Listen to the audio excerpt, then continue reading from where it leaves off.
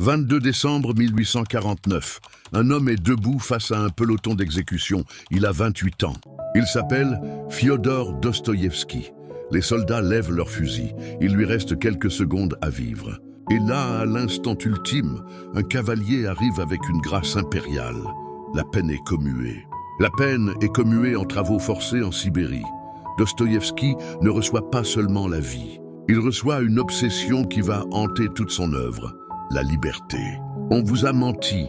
On vous a dit que la liberté, c'était pouvoir faire ce qu'on veut. C'est faux. La liberté, c'est un gouffre. C'est une maladie. Votre désir d'être libre est peut-être la chose la plus dangereuse en vous. On plonge dans l'esprit de l'homme qui a vu le fond de l'âme humaine et qui n'a pas détourné le regard. Entrons dans le sous-sol. Dostoïevski y décrit un homme qui refuse tout. Pourquoi ? Parce qu'au XIXe siècle, les scientifiques commençaient à dire « l'homme est prévisible ». Si on connaît ses besoins, on peut calculer son bonheur. Dostoïevski explose cette idée. Il dit que si on enfermait l'homme dans un palais de cristal où il ne manque de rien, il ferait exprès de tout casser, juste pour prouver qu'il n'est pas une touche de piano. On appelle ça le droit à l'irrationnel. On préfère notre propre folie à la perfection imposée par les autres. Est-ce que vous vous êtes déjà auto-saboté ? Vous saviez que c'était mal pour vous, mais vous l'avez fait quand même. C'était votre liberté qui hurlait « Je ne suis pas une statistique ».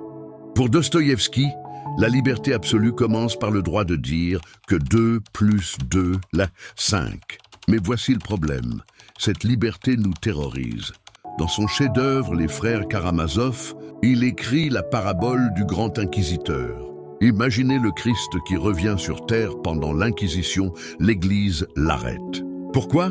Parce qu'il a apporté la liberté aux hommes et que c'est un cadeau trop lourd. L'inquisiteur lui dit « Nous, on va leur donner du pain, de la sécurité et des miracles. Et ils nous donneront leur liberté avec joie. » Regardez notre époque. On échange notre vie privée, notre esprit critique et notre temps contre du confort algorithmique. On veut des guides, des gourous, des systèmes qui pensent pour nous. Dostoïevski nous pose la question qui fait mal. Êtes-vous prêt à être malheureux pour rester libre ? Ou préférez-vous être un esclave heureux ? Si Dieu n'existe pas, si aucune valeur n'est sacrée, alors tout est permis.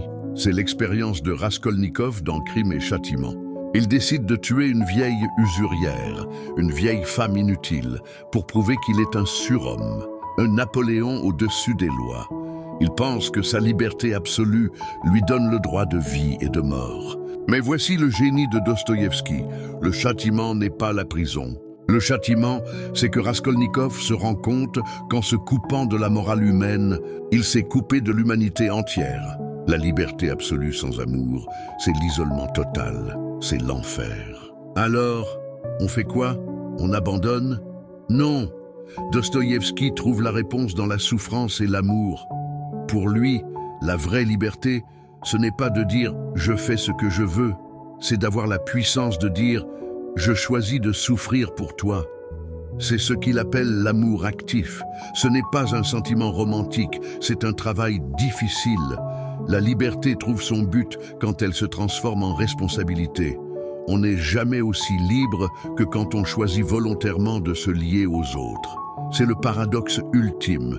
On ne possède sa liberté que lorsqu'on la donne. Dostoïevski n'est pas un auteur qu'on lit, c'est un auteur qu'on subit. Il nous force à regarder le monstre dans le miroir. La liberté absolue est un fardeau écrasant, mais c'est le seul qui nous permet de nous appeler humains. Alors, je vous pose la question. Quelle part de votre liberté avez-vous vendue aujourd'hui pour un peu de confort ou de validation sociale? Dites-moi en commentaire si vous pensez que l'homme est fait pour être libre ou s'il est condamné à chercher un maître. Je lirai chaque réponse, car ce débat est le combat de toute une vie.